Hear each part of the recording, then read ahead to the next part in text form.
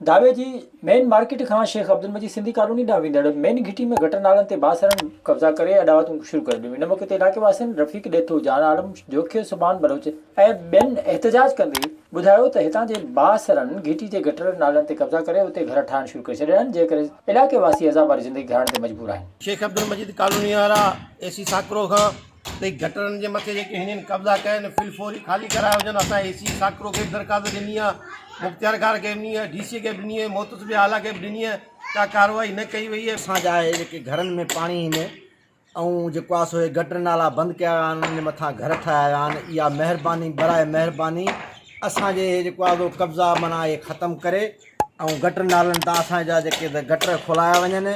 ऐं हूअं बि हुकूमत असांजे इलाइक़े मार्केट गरीबाबाद मार्केट दाबेचीअ में को बि कमु माना नथी करे। ऐं इन करे असां जेको आहे सो साईं वज़ीर आला साईं मुराद अली शाह खे अपील था कयूं त भई असां ग़रीबनि सिंधियुनि जो ख़्यालु कयो ऐं सफ़ा नाइंसाफ़ी न कयो।